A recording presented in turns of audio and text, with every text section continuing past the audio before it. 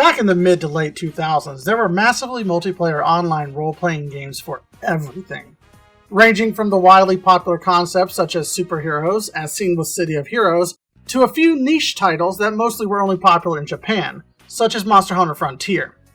All of them had their runs, but a very few of them ever really became anything wildly popular, and soon after died off, not to thunderous applause, but to an almost silent whimper.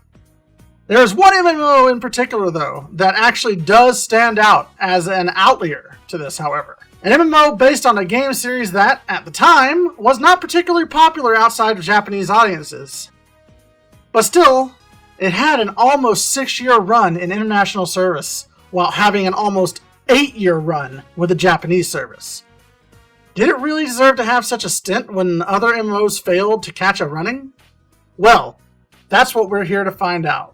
Welcome to MMO-Reviews. I'm your host, Zritskin. Let's dive right into it.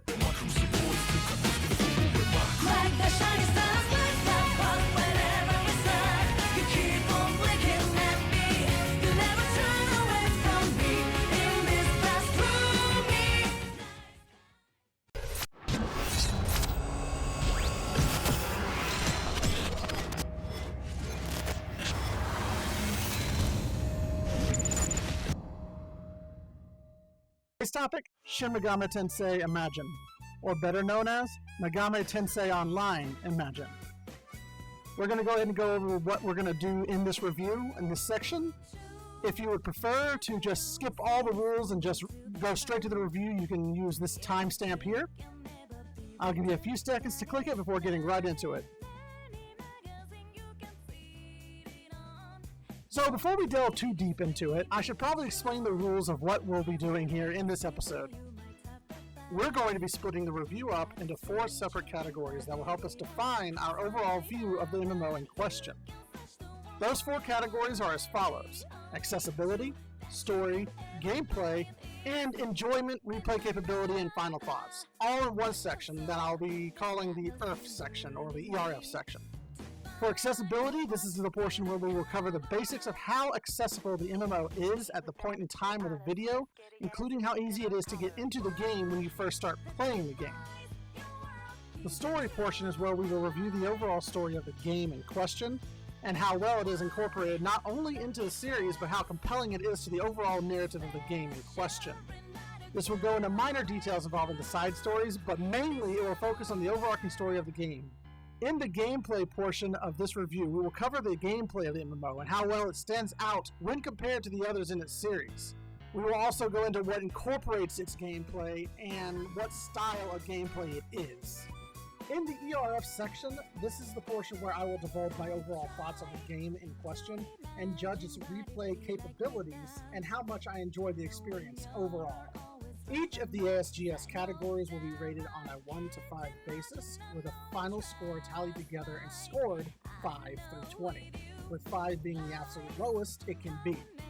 For example, 2 5 ratings, 1 1 rating, and 1 3 rating would be a 14 out of 20, therefore receiving a 14 out of 20, 70%, or a letter grade of C. You can see the scoring table we'll be going off of right now on the screen. I'm not going to go through it, you can just see it. Now, as we have alluded to in the introduction to this video, unfortunately SMT Imagine has ceased operations in Japan and internationally, which means being able to play the base game is completely out of the question. However, there are a few alternatives to play the game, the most popular one being SMT Reimagine, which is a community-led project that is currently working to make the final version of the Japanese servers completely playable via translation and consistent modifications to the game itself. That said, after over 4 years of development, the game isn't as accessible as it could be, lacking many translations that could otherwise allow for a smoother and easier experience for the user in question. There is a wiki, and there is a Discord full of people willing to help. However, unfortunately, some of that just makes it unfriendly for certain types of people who prefer to figure things out on their own, or prefer a more solo experience, which this game allows you to do.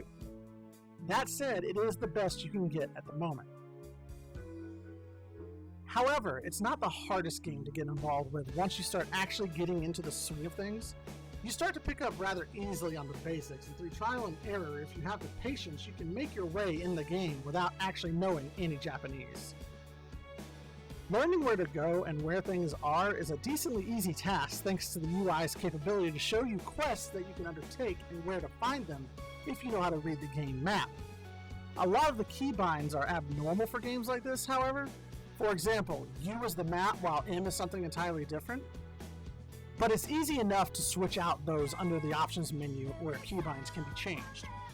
There's also premium currency in this game that, when the game was out, you'd have to pay real money for. However, in Reimagined, they altered the game so that you could grind out dungeons and get things called Yagia reports, which you then trade into an NPC located in the main hubs that will allow you to earn CP to use as you see fit. So generally, I find the game's accessibility when compared to other SMT games pretty good, especially for new players of the SMT franchise. The difficulty of the game itself is not extreme like a number of the other SMT games, and that makes this a wonderful jump-off point for those who want to get into the game series. If you put the time and dedication into the game, you'll understand things pretty solidly without having to jump through hoops.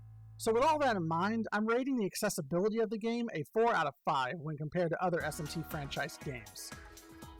Now that we have that out of the way, we can get right into the nitty-gritty of it all. Let's start actually discussing the bulk of the game. For those of you who don't know what Shin Megami Tensei is, I'll do a quick rundown of the series for you.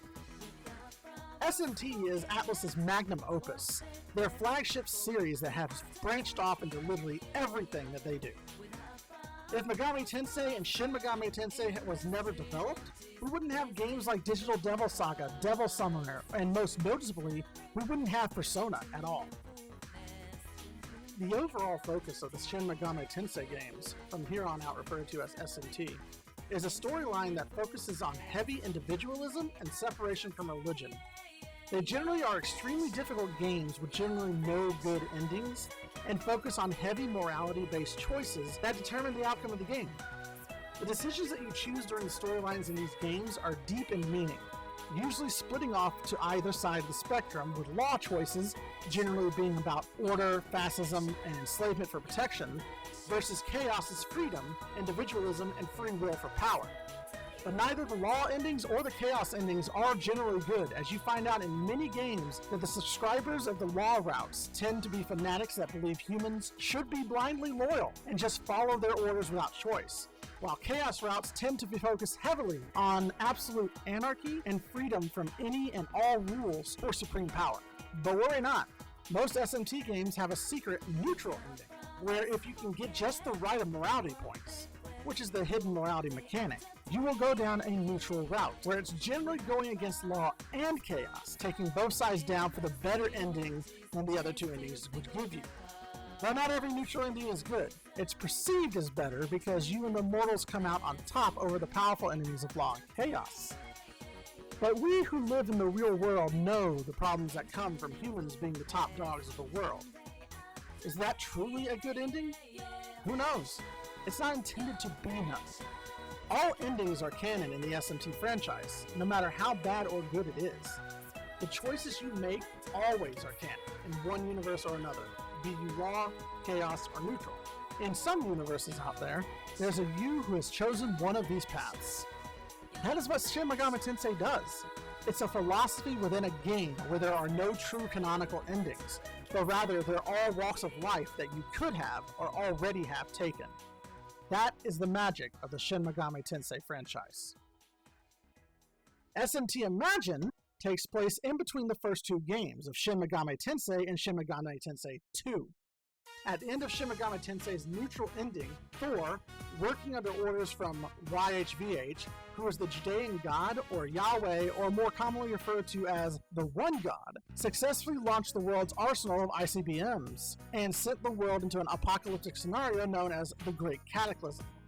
This game takes place in the aftermath there, and before Millennium Tokyo was built, and before Aleph, the protagonist of the second game, defeated the forces of law and chaos permanently after destroying Kuzuryu. In SMT Imagine, the world is just starting to recover from the situation of SMT, and the survivors of the Great Cataclysm live in small, constructed shelters while awaiting the day that humanity can be rebuilt. To survive, they incorporated the demon summoning program from Shin Megami Tensei 1 to create specialized soldiers by the name of Demon Busters. Your created character is one of these Demon Busters. Sometime in the 21st century, they dated as 2020X. Prior to where you are in the game, a large group of survivors were led by the 7 philosophers to construct a large tower that became the central hub for those Demon Busters by the name of Shinjuku Babel. Those who didn't agree with this decision retreated away from the tower and found the game's starting area, Home Base 3. You create your character, and this character goes through the main story of Imagine, which is told through missions and cutscenes you do via the episodes. The game allows for the story to be customized and tailored to your experience through the incorporation of the Law and Chaos factions that you will have the choice to side with. This will help you define where your character goes in the story and how your character views how humanity should be rebuilt. There is also a neutral alignment faction that you can find by staying completely neutral. To avoid too many spoilers, I'll just go over the tutorial mission that introduces you to the game. After creating your character, you are introduced to a character by the name of Demon Buster, referred to as DB from here on, Kuroe, who is in charge of training new recruits. She teaches you how to play the game. She then reveals her mission, and by proxy, your mission, is to investigate Second Home, a failed settlement that has reported to have disturbances. Kuroe and your character explore around, and you get sent off to deal with slimes and the likes while she talks to the guards to progress your information. Eventually, you reach the end of the tutorial where you head into what you perceive would be your first boss battle, only to find that the boss battle itself is a cutscene. The demon before you is known as Taraka, and through the cutscene, Kuroe has to engage it. Unfortunately, your arrival causes Kuroe to lose focus, and she gets killed trying to protect you. Soon after, you yourself are slain by Taraka. You awaken at Home 3, having been revived by Snake Man, the leader of Home 3, and thus begins your story in Shin Megami Tensei Imagine. From here, you're free to do as you please. At the time of writing this, I am almost level 24, and I think the story is a pretty solid entry so far for the SMT series. But it lacks a few fundamentals that the games are known for. The morality choices are not exactly there, but they are instead replaced by whichever faction you decide to join. I feel this is an overall bad direction to go, as games like The Old Republic have shown that you can have morality choices in a game, even one that had come out 3 years earlier than The Old Republic. Maybe my opinion will change further down the line as I play more, but for now, I think for the most part, I have to give this a 3.5 out of 5, because it lacks important fundamentals so far that the other SMT games have, that this game just doesn't seem to strongly incorporate, mainly due to the fact it is an MMO. Again though, the game doesn't have a bad story, but this review is comparing it to the others in the SMT franchise, which will hurt the rating of this game. So generally, don't go into this expecting a full mainline SMT experience at all. But it's a fantastic way to introduce yourself to this series if you want an easy jump-off point to get the experience before moving into the mainline games. Alright, gameplay. Where do I even begin on this? The bare basic skeleton of this is what we call a World of Warcraft clone. You have your tried and true additions like a limited inventory, a 1 to 12 hotbar, an attack skill, all your normal skills that can be hotbarred, but this game does provide other alternatives that make it stand out when compared to other games of its era. One of the biggest is that it focuses heavily around the same style as every other SMT, in that you have a partner, demons that you can summon through the demon summoning program. Each of these demons can level up and develop alongside you from level 1 to level 99. And they all have their own moves that allow them to be used as a sort of controlled pet. These demons can be used to cover your build's weaknesses. That's right, you heard me. Builds. This isn't just your basic choose-a-class MMO like World of Warcraft and other games of its era. This game allows you to build your character from scratch, putting points into all your stats instead of them leveling with you, as well as having a rather in-depth expertise system. But I can hear it now. The World of Warcrafters saying that Old WoW had an expertise system too.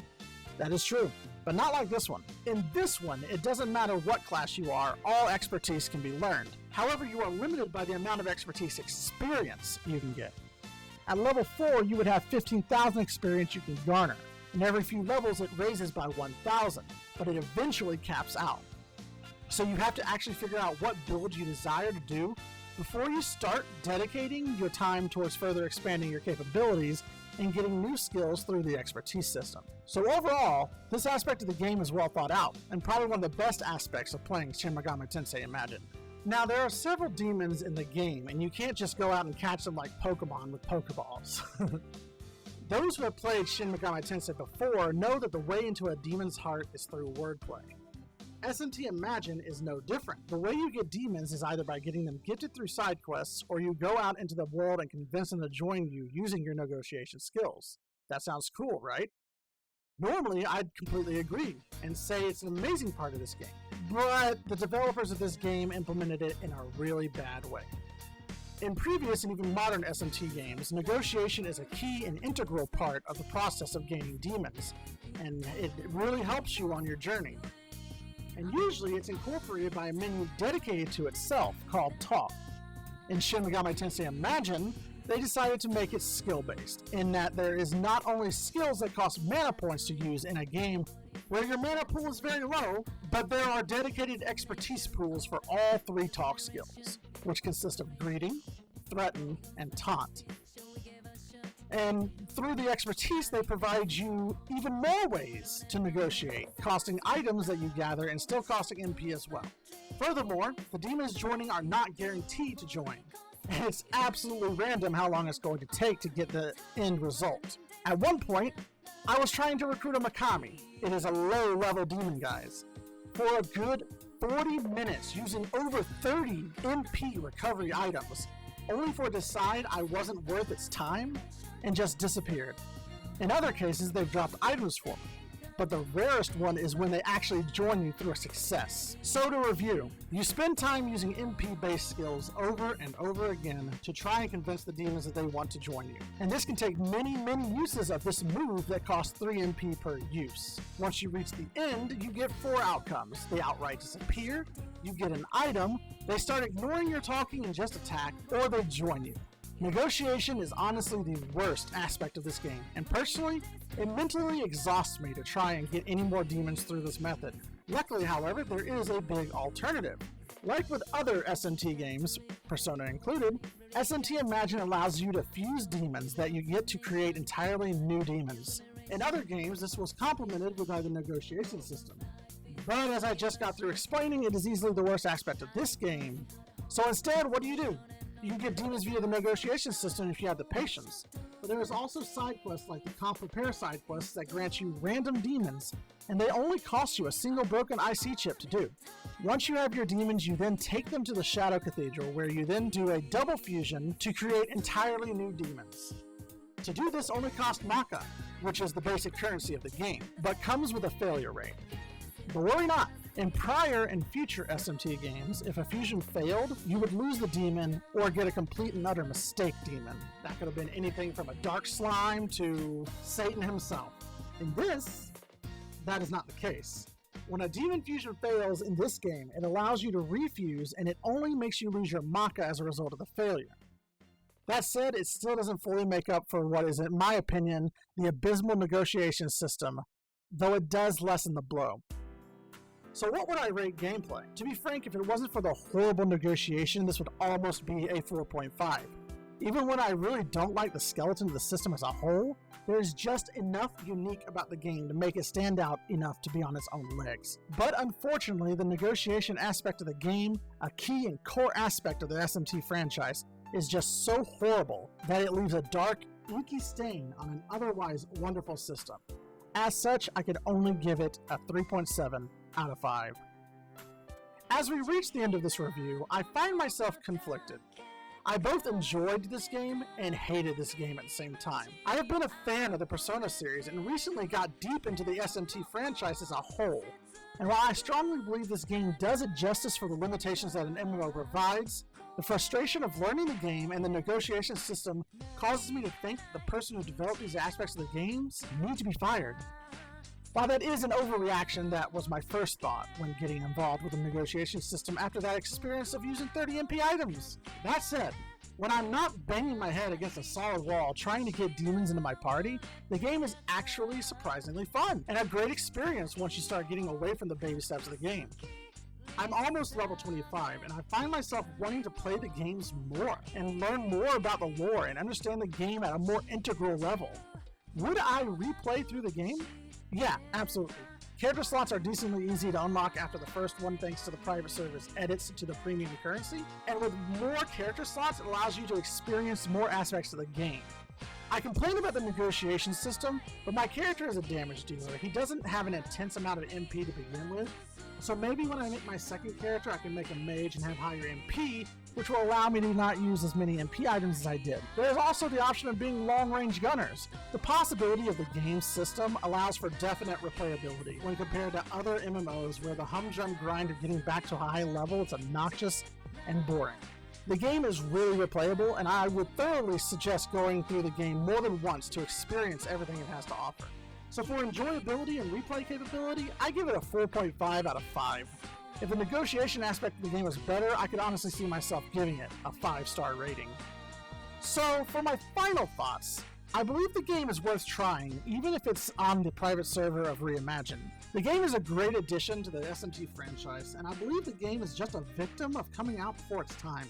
If it had come out when Shin Megami Tensei and Persona were really getting popular in other countries just a few years back, I believe this game could have possibly reached up there with the best of the MMOs, like World of Warcraft or Final Fantasy XIV. There's enough that stands out about the game that allows the game to stand out on its own two legs. And with some modification to the negotiation system, it could have been really great. But for being an MMO that came out during the time when SMT and Persona was still niche, the fact that it lasted 8 years in Japan and 6 years internationally, it had a pretty healthy life. So with that said, thanks for watching. If you like the content, please like and subscribe. Tell me in the comments if you'd like to give SMT Imagine a try after watching this video. Leave a comment as well about any MMOs you'd like for me to play and give a review on. This has been Zritskin, signing off.